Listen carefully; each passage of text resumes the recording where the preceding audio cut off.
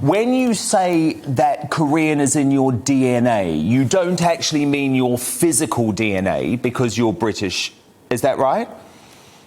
Yeah, I just feel, hypothetically, I feel like my DNA is Korean, even though, of course, my blood is not Korean, but I feel so attached to that culture. I just feel like my whole life revolves around Korea. I'm absolutely in love with Korean culture. I have the look now. So I was speaking hypothetically with that. But of course, I know I was born in the UK. But for me, I feel more Korean than British. But you don't have any Korean ancestry or DNA?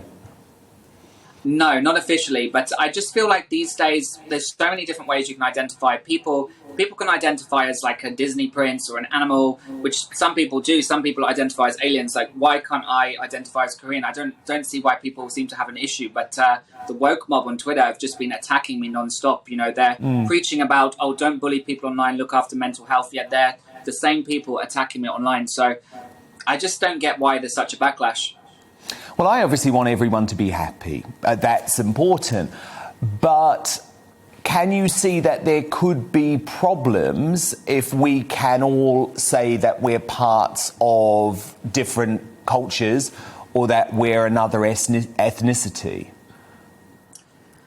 I mean, I get there's so much sensitivity when it comes to race because, of course, so many people from different races have experienced racism a lot. But, you know, I'm not one of those people. I just feel these days, 2021, we should be able to embrace who we are, be who we want to be. And as long as we're not hurting anybody, which I don't feel like I'm hurting anybody, the Korean people love me. They're obsessed with me. They're always very sweet. So, I'm not out there to offend people. And I can see why some people find it sensitive because race is always a sensitive subject, especially when people have experienced racism. But people need to be a bit more understanding and open-minded because, you know, it's 2021. We can express ourselves in different ways.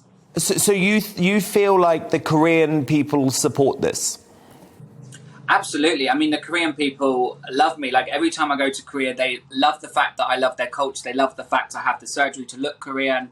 And I've had such an outpouring of messages since I came out as Korean from Korean friends, Korean people. And they're like, oh, my God, you're Korean now. We love that. And there's been a lot of support. There has been a bit of negative publicity in Korea, though, in terms of the media. But that was more due to the fact I shared like an LGBT flag of Korea. They got upset that I'd shared that when I believe they were just trying to be homophobic. So identify as a member of the Korean boy band BTS. How can you identify as another individual? Explain that one to me.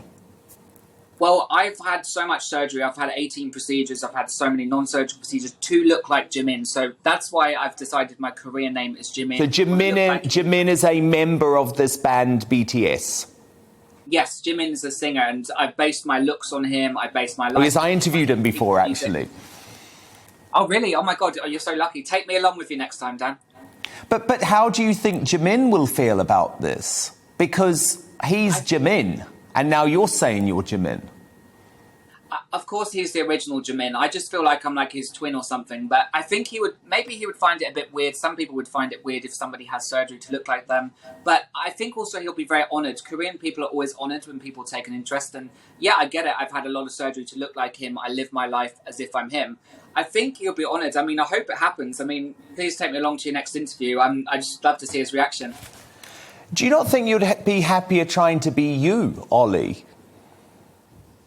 No, you know, I've never been happy with who I am. I've always had issues in terms of my looks, my appearance, self-esteem issues, and I've never been happy. And it wasn't until I moved to Korea, I started transitioning to have the Korean look, that I actually found happiness. So now, for the first time in my life, I actually feel happy with who I am. It's just, I understand people don't accept me. I'm not asking people to accept what I'm saying, but I'm just asking the woke mob to stop attacking me and being hypocrites, because that's the worst thing. These people online, they're just hypocrites when they're attacking me. OK, Oli, well, look, I'm going to bring our panel in. We've got Andrew Doyle here, Esther Kraku and Rebecca Reed. But just before I do, Oli, Andrew Doyle was just wanting to be 100% certain. This isn't a hoax. You're completely genuine about this. You're not doing it for social media attention or to trick the media.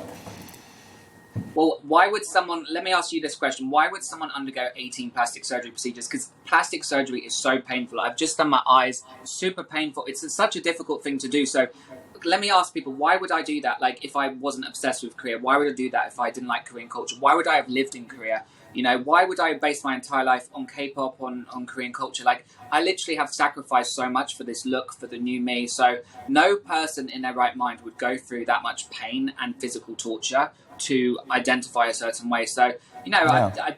I don't even like the attention, you know, because there's so much backlash right now. It's not even a nice thing. I'm getting death threats. People are saying they're going to shoot me, they're going to come and find me, or it should be legal to be able to kill me. You know, and it's crazy. So yeah. Well, that's absolutely terrible.